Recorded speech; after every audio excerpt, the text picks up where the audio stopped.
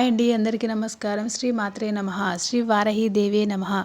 అమ్మవారి అనుగ్రహం ఎల్లవేళలా ఎప్పుడు పూజిస్తూ మంత్రాలు జపిస్తూ ఉంటారో వారికి అమ్మవారి అనుగ్రహం నిండుగా ఉండాలని మనస్ఫూర్తిగా కోరుకుంటూ ఉన్నాను.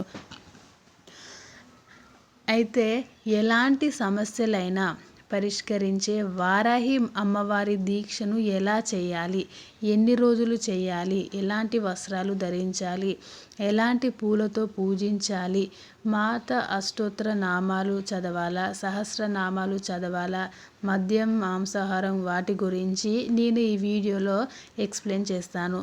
మీరు నా ఛానల్ని మొదటిసారిగా చూస్తున్నట్లయితే తప్పకుండా లైక్ చేయండి, షేర్ చేయండి, సబ్స్క్రైబ్ చేయండి. పవన్ కళ్యాణ్ గురించి మీకు బాగా తెలుసు. అయితే పవన్ కళ్యాణ్ ఈ అమ్మవారి దీక్ష 9 రోజుల పాటు చేశారు. అమ్మవారికి నిష్టగా మాత్రమే పవన్ కళ్యాణ్ గారు ఈ దీక్ష చేశారు. అయితే అమ్మవారికి ఎలా దీక్ష చేయాలి అనే దాని గురించి నేను వివరించబోతున్నాను. అమ్మవారికి 9 రోజులు కానీ 4 నెలల వరకు కానీ ఈ దీక్షను నిష్టగా చేయాలి. చతుర్మాస అంటే 4 నెలలు పాటు ఈ దీక్ష చేస్తే ఇంకా చాలా మంచి ఫలితాలు మీరు పొందవచ్చు. వారాహి మాత దీక్ష చేపట్టేవారు రోజు ఉదయాన్నే లేచి తలస్నానం చేసి పూజలు చేయాలి. చేశాక దీక్ష వస్త్రాలు మాత్రమే ధరించాలి. ఎలాంటి రంగురంగు బట్టలు వేసుకోకూడదు. దీక్షకు ప్రత్యేకంగా వస్త్రాలు ఉంటాయి. ఆ వస్త్రాలను మాత్రమే ధరించాలి. అలా వీలు కాని వారు మాత్రం మెడలో దీక్షగా ఒక కండువాను 9 రోజుల పాటు ధరించండి.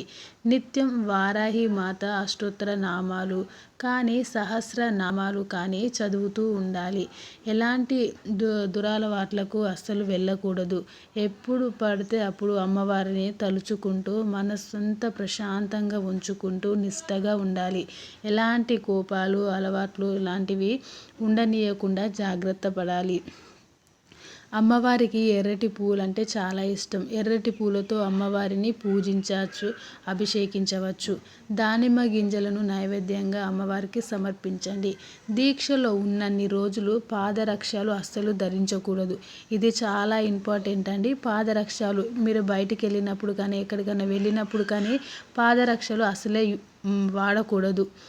మద్యం తాగడం కానీ మాంసాహారాలు తినడం కానీ ఇలాంటివి అస్సలు చేయకూడదు. బ్రహ్మచర్యం పాటించాలి. బ్రహ్మచర్యం అంటే ఎలాంటి అది మద్యం సేవించడం, మాంసాహారం, దురలవాట్లు ఎలాంటివి ఉన్నా కూడా అన్నిటినీ దూరంగా చేసుకొని బ్రహ్మచర్యం మాత్రమే పాటించాలి. నేలపైన ఒక చాప పరుచుకొని కింద పడుకోవాలి. బెడ్ పైన అస్సలు పడుకోకూడదు.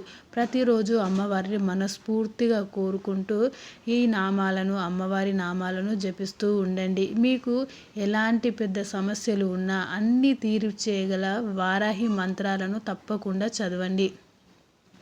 వారాహి మాత గురించి మరిన్ని వీడియోస్ కావాలనుకుంటే మీరు నా ఛానల్ని సబ్స్క్రైబ్ చేసుకోండి. వారాహి మాత గురించి మరిన్ని వీడియోస్ నేను వివరించబోతాను.